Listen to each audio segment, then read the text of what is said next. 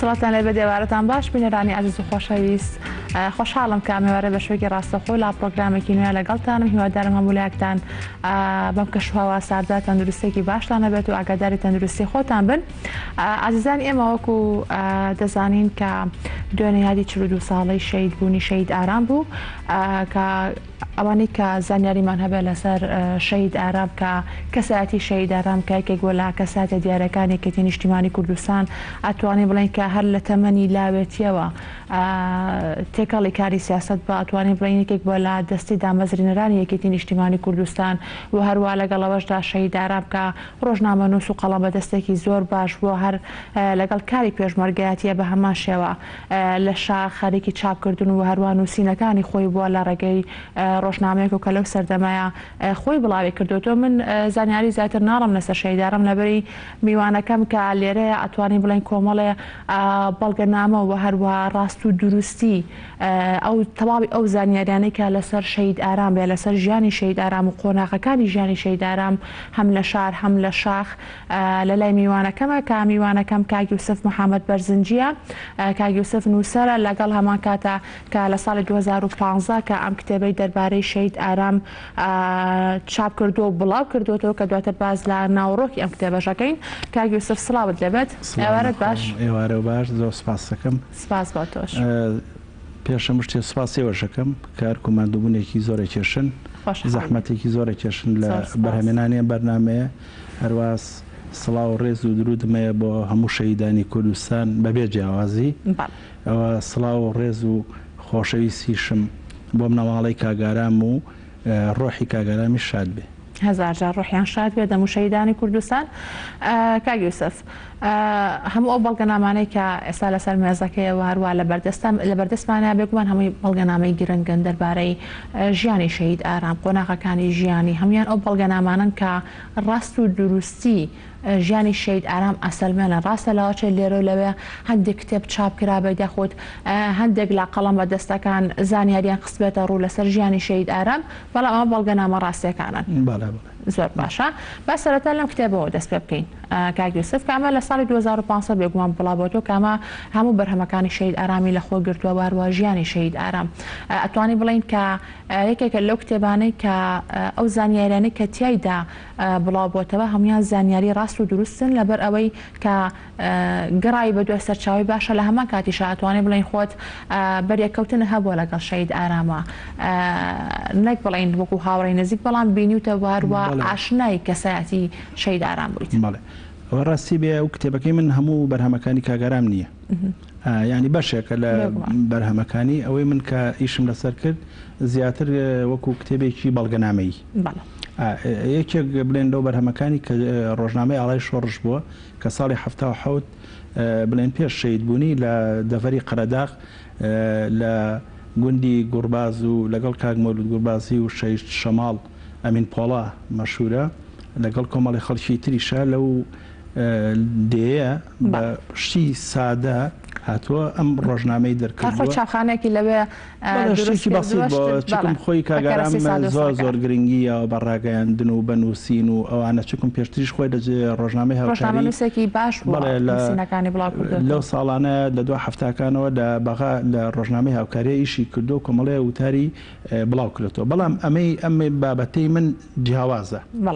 ئەو بەرهەمانەیەکیان لەوەی تەرجەمەی کتێبێکی جەنابی مام جەلالی کردو یەکێتی نیشتیمانی کوردستان بۆچی لە زمانی عەرەبیەوە تەرجەمەی کرۆ بۆ کوردی و بڵاوی کردوێتەوە، خۆشی بڵاوی کردوێتەوەوانێ کە یەک دوو چاپیشی لێ کراوە پێم وابێکیان لە سووریا و بە تابعەت لە سووریا کراوە و بەش ئەوی تریشیان لە چاپێکی تری کراوەتەوە بە تایپی ئێرانی کراوەتەوانێ. ئەوە تەرجەمەی ئەوەی کردووە. ئەنجا ڕۆژنامەی ئاڵای شۆڕشیش سەرتاپای وتار و نووسینەکانی هەمی خۆیەتی جگە لەوەی کە کۆمەڵی هەواڵی تایە لە زیاتر سەرچاوەکانی لە ڕێخستنی کۆمەڵەوە بۆی هاتوو لە ڕۆژنامەکەیە بڵاوی کردووە. ڕۆژنامەی ئاڵای شۆڕشیشمان لە بەردەستایە. بەڵێ ڕۆژنامەکەش بۆی بینەرانیش ببینن ڕۆژنامە بۆ شەوێت چاپکرا و بڵاوکراتەوە. ئەمە ڕۆژنامەکەیە، ئەمە خۆ ڕۆژنامەکە لەم حاجمەیە دەرچووە. ئەمە ڕۆژنامەکەیە. کاگەرام لێرە کۆمەڵی بڵێن وتاری بڵاو کردوێتەوە لەگەڵ کۆمەڵی هەواڵی ئەو ساڵانە ئیشە ڕووینی شەید بوونی کۆمەڵی پێشمەرگە و کوبرایم عەزۆ و ئەوانەی تیا بڵاو کردوێتەوانێ. من ئەم وتارانە نەسەن یانی وەکو خۆی وتارەکان چۆن نووسراوە هەمیم گواستۆتەوە بۆ ناو کتێبەکە یعنی بەپێی لاپەڕەکانیشدا نەبڵێن لە این ئوسوڵی ڕۆژنامە نووسی ئەوەیە کە منێ لاپەڕێگەڵێ بۆ لاپەڕە فلان حتەواشم دێکرۆ بۆی خەڵک بڕوا بکە کە ئەمە لەو ڕۆژنامەیە بەڵێ وەکو بەڵگەیەکی بڵێن تەندروست ڕازگۆیانە یان ئەوەیە کە من وتارەکانم ڕێک وەکو خۆی نەقڵ کردێتەوە ناوێ بەبێ ئەوە یەک وشەی دەستکاری بکە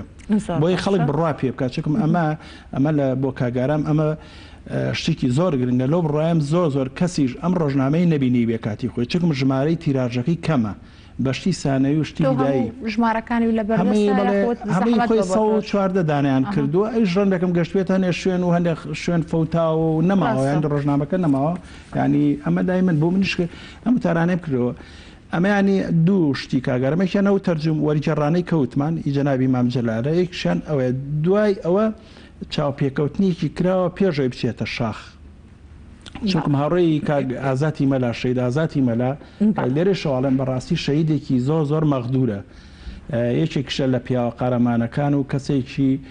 زۆر بە بیر و باوەڕ بۆ هاوڕێی کاگاران بۆ لە ماڵی ئەوان ئەم چاوپێکەوتنی لەگەڵا کردووە پێشەی بچێتە شاخ هەر بە دەست نووس لای ماڵی کاگازاد ئەم دەستنووسە پارێزراوە و لە ساڵانی هەشتاکانە کە ئاڵای شۆڕش 1945 خۆیان ئاشکرا کرد ئەوان بڵاویان کردوانێ کاگ ئازاتی مەلاش خۆشی شەید بووە بەڵام ئەو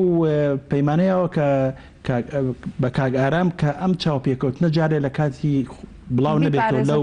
بیپارێزی لای خۆی بێ بۆ زروفێک و هەلومەرجێکی تایبەتی کە یەتە پێشەوە ئەنج چاوپێکەوتنەکە ئەوەش کە ئاڵای شۆڕش دروست بوو ئەم چاوپێکەوتنە لەو کاتەیە بڵاو کراوەتەوە من ئەمانم هەمووی کۆ کردوانێ بڵێن ئامادەم کرد و لە ماوەیەکی کەمە تایپم کرد و بۆ یادی 30 ساڵی کاگارام لە تەنگی سەر و 2015 کە من ئەو کاتە لە تەنگی سەر و ئەوانەیان بە هەنێ کەس کە ئەم کتێبە ببین و ڕۆژنامەکەشی تر لە فەوتان ڕزگاری باشەڕە بۆ چوونی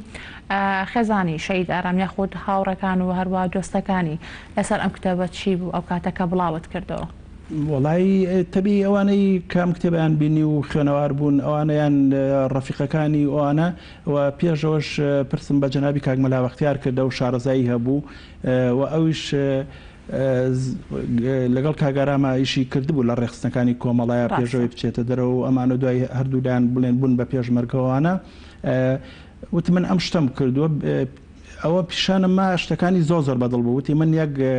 لەسەر یەک وشەی ڕەخنەم نییە وتی دەستی خۆش بە شتەکە زۆر جوانەوە ئێمە هەوڵێن بڵاویکەینەوە و ئەوە بوو بە هاوکاری کاک مەلا بەختیار کتێبەکەمان چاپ کرد و بە دیاریامان بە کۆمەڵی خەڵکی ڕووناکبیر و ڕۆشنبیر و سیاسیەکان و ئەوانە هەمووی بۆی خەڵک بیبینێم کتێبە هەنێکشمان لە بازاردانا یامان بە کۆمەڵی خەڵک و ئەوانە ئەمە کتێبەکە بوو بە سەرچاوەیەکی باش و پاریش کاگەر دەڵان عەبدوڵڵا هەر خوێندنەوەیکی بۆ کتێبەکە کردبووتی منم کتێبی کاگەرام لە ڕۆژنامەی کوردستان نیە بڵاو ئەوەشکە لە بەردەستمانە بەڵێ کە خوێندنەوەکەی بۆ کراو لە ڕۆژنامەی کوردستان بەڵێ لە ڕۆژنامەی کوردستانی نیە بڵاو بۆ کاگ ئەردەڵان کۆمەڵی سەرنج و تێبینیشی لەسەر کتێبەکەی کرد من ینی بە فەخرەوە وەریەگرم و دەستخۆشی لەکەم و ئەوانە بەڵام ئێمە بمانێت بە چاپێکی مۆدرێنتر بیکەین و بە شێوەیەکی جوانتر و وتارەکان هەمی دەمچکەین بەیەکەوە چونکە ئێمەوەکو ڕۆژنامەکە نەقڵمان کرەمە یەکەم جار خەڵک ئەمە بینیت شتەکە ئەمە جەریدەکەژەوە هەیە و لە ناو لاپەڕەکانیشە سکانی جەریدەکەمان داناوەتەوەنی وتارەکان هەر عینەن خۆی و جەریدەکە دامان ناوەتەوە بەڵام ئەگەر بێمەوە چاپی بکەمەوە بەتەمام هەمووی بەڵێ وتارەکان بە شوەیەکی تازە و ئەو تا کۆمەڵی وتارش لەسەر شەید ئارام و هەنێرە نووسینی جوان هەیە لەسەر شەید ئارام کە خەڵک وەکو کاکە باڵکیۆستانی بابەتانە ئەوە گرنگەکە پێویستە جارێکە ئەم کتێبە ئەمانە کۆکرێتەوە بەڵێ یعنی خۆشی کاگارام شتیشی زۆرە لەم لاولا بە پەرتەوازەی هەیە لە هەنێ ئاڵێن ڕۆژنامەی تریشە بێجگە لە هاوکاری کۆمەڵی وتار و شتی هەیە ئەمانە بەڵام هەنێک شت هەیە لە بڵێن سەرچاوی ئەوەی هاوکاری لەگەڵ ئەوانی کە لە دەرەوە کراوە بە کتێب جیاوازیەکی تێدایە چکم جیاوازیەکە چیە هەنێ وتاری ڕەنگەکە ئەوەی من لە کاکفوادی مەجی میسری خۆی جەنابی میستە بێ و ڕەفیقی کاگاران بۆ لە ڕێخستنەکانەیشی لەگەڵا کردووە وتاری کاکفوادی تێکەوتۆ بۆ نمونە وتاری حلمی علی شەریف کەوتۆتە ئێوانێ و ئەڵێن ئەمەی بە ناوی کاگارامەوە بڵاو بۆتەوە ئەم لە شاخیش و هەم کە ئەوانی لە شاری شتاب کراوەتەوە هەر بەو شوێ ئەنجا ئەم وتارانەی کە من لە کتێبەکەی منایە بە تایبەتی و ئەوانەی کە لە شاخیش بڵاویان کردوتەوانێ هەنێ دەسەواژەی گۆڕاوەیان پەڕانویانە یان ناوەکانیان نەنووسیوە لەبەر هەنێ ئەتیباراتی سیاسی بەڵام لە کتێبەکەی منە هەموو دێڕەکانی تێمەسەر خەڵکێ بڵاوی کردوتەوانێ ئەو وتارانە 14 دێڕیتیانە دە دێڕیتیانە ینی من بە بەڵگەی شواڵێم ئەو من کتێبەکەم لە بەردە سایگەری کە بێ لەگەڵ ئەوە بەراوردی بکات و بیخوێنێتوانێ جیاوازەکەی بۆ دەرەکەوێت ئەنج هەنێ ناو هەیە مەسەرە باسی حیزبی شیوعی کرابێ بۆ سەردەمە ناوەکان نەنووسیوە لەبەر هەنێ ئەتیباراتی سیاسیوانە ئەوش ڕۆنێکەکەم ئەو کاتە پەیوەندی هەبوو بێ بەو زەرفە سیاسیەوە کە هەبوو بێ بەڵام لێرە وتارەکە بەڕاستی هەیە. دەسەکان خۆش کاگیوسف گەڕێمە بۆلات بە ئێستا پێکەوە لەگەڵ بینێرانە بینێری کلیپێک بین کە بۆ شەهید ئارام وتراوە ئەم بەرهەمە و هەروە بڵاو کراوەتەوە.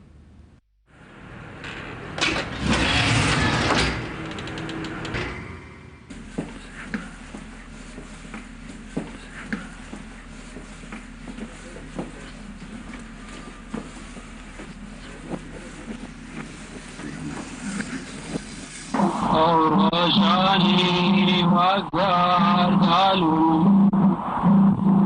دایا جانی راجانی تو بدنیا سویت دارد توقان شادوانی کردستان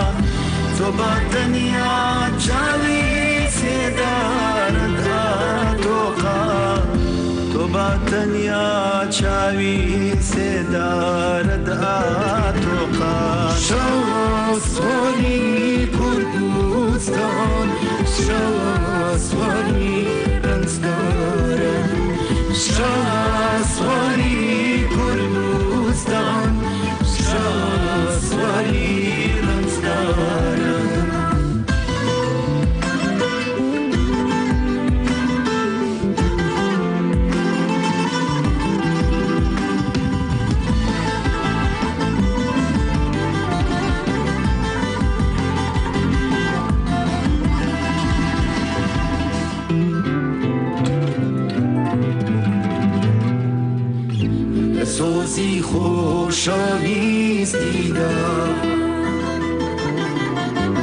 سری آرامندا دیزن نشاپولی تیری فدا منگی آرامت آتلوکن بوشانی جید چرای دنگی خدا گرسا تو با دنیا چاوی سیدارد آتوقا تو با دنیا چاوی سیدارد آتوقا شواسوانی کردوستان شواسوانی رنزدارم شواسوانی کردوستان شواسوانی رنزدارم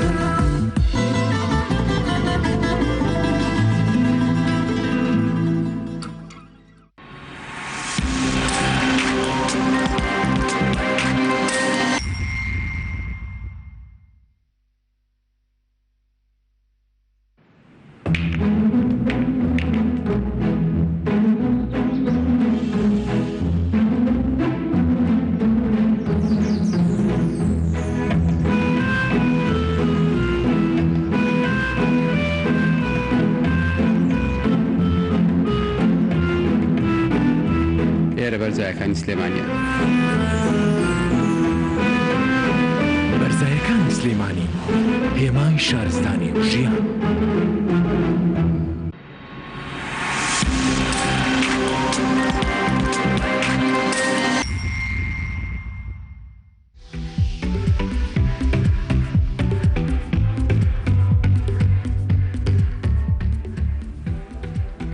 بینەرانی خۆشەویست لەگەڵتانە بەردەوامین دەگەڕمە بۆ لای میوانەکەم کاک یوسف محەممەد بۆی بەردەوامی لەسەر گفتوگۆکانمان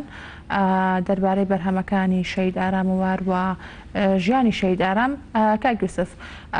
وەکو ئاماژە پێکرد لە سەرەتایە کە بەرهەمەکانی شەید ئارام پێشتر لە دوتوێ چەند کتێبێکی کە بڵاو کراوەوە کە یەکەم جار بەرهەمەکانی لە ساڵی 1970 بەنای هەڵبژاردنەکانەوە بڵاو کرایەوە و دواتریش بێگومانەش لەلاەن چەند کەسێک و چەند کتێبێکی کە ئەمانەی بڵاو کراوەتە. بەڵام تۆ لە چەند لاپەڕێکی یەکەمی کتێبەکە کامین لە پێشەکی کتێبەکەی ئاماژە بۆ کردووە کە تۆ ڕەخنت هەیە لەو بڵاو کراوانە لەو بەرهەمانەی کە بڵاو کراونەتەوە چونکە زۆر جار دەستکاری ڕستە و شەکان کراوە و هەروە وەکو خۆی نەگەێنراوە یاخ وەکو خۆی پەیامەکە نەگەیشتە. بەڵام تۆ لەم کتێبی خۆتە هاتووی هەموو ئەمانە ڕاست کردوێتەوە یعنی چۆن لە ڕۆژنامەی ئاڵای شۆڕشەکە هەبووە ئەو نووسینانە دەقاودەق کە چۆن بووە زمانەکەی یاخود نووسینەکەی و داڕشتنەوەکەی تۆ بۆ شێوەیە نووسیتەوە. ئەوە پێم خۆشە ڕابۆچوونی تۆ لەسەرەوە بزانەوە هەروە پێم خۆشە ئەوە پرسم کە ئایا وەکو پلانێکی تۆ بۆ داهاتوو ئەتەوێت سەرجەم ئەم بڵاو کراوانەی کە لە بەردەستەیە بێگومان هەنێ زانیاری کێژێکە لەواشە نەبیسترابێت لە بەرنامەتەیە کە هەمویان پێکەوە جارێکی کە کۆ بکەیتەوە چاپیکەیت و بڵایکەیتەوە. بەڵێ ینی بەڕاستی خۆی بەرهەمەکان تۆزێ پەرتەوازەی پێوە دیارە بڵێنەوەی هەڵبژاردنەکان ئەوە کۆمەڵێ بڵێن وەکو کۆمەڵی وتاری هەڵبژاردە لە دەرەوە کە چاپکراوە پێشەکێکەشی کاک بەختیار مەلا بەختیار بۆی نووسیوە کاک بەختیار ئەو کاتە ئیتر بە چاپی سەرەتایی کراوە لە دەستگای ڕاگەاندنی یەکێتی نیشتیمانی کوردستان وینی کۆمەڵە و ئەویتریشی بەناوی بزوتنەوەیەتە ناسیۆنالیست کە کۆمەڵ ئەمە وتارەکانی زیاتر بڵێنی هاوکاری و ئەوانەیە کە کاگارام نووسیوێتی ئەمە چەند چاپێکی کراوە لە دەرەوە کراواتە تۆ ناوشاری شەر بڵێن دەدوا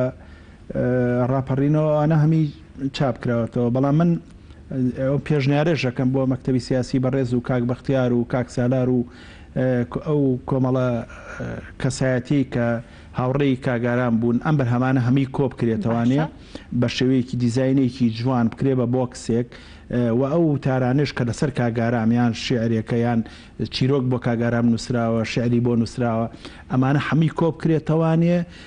و تەتەڵە بکرێ بزانین کوامەی خەلەرەکانی لەکوایە چاکرێ و پوختە بکرێت و بکرێ بە بۆکسێک بە ناوی کاگارامەوە یان ئەوانی کە بیرەوەریان هەیە لەگەڵ کاگارامە لە کۆمەڵی بیرەوەری خەڵک بەڵێ دوێنە سیمینارێک کرا لە دەستگای چاودێر بەڵێ ینی من خۆم بۆ ئیشارەتی پێمەوە ینی دوێنێ خۆم لێ بووم جەنابی کاک بەختیار و کاک سالار و نەرمی خان و کاک خەباتی مەلامارف و کاگازاتی سەگرمە و کاک نەبەز و ینی کۆمەڵێ کەسایەتی کە خۆیان بەشدار بوون لەگەڵ شەید ئارامە و لە خەباتی نهێنی و خەباتی ئاشکراش لە شاخە لەتی عەف و لەتیفی شێعمەریش ئەوش لە ماڵیەوان بۆ کاگارام و ئەوش باسی زۆر شتی جوان جوانی کاگارامی کرد و کەسایەتی و ناحەی خوڕەوشتی کاگارام و بەهێزی کاگارام و ئەمانە ینی هەموو ئەو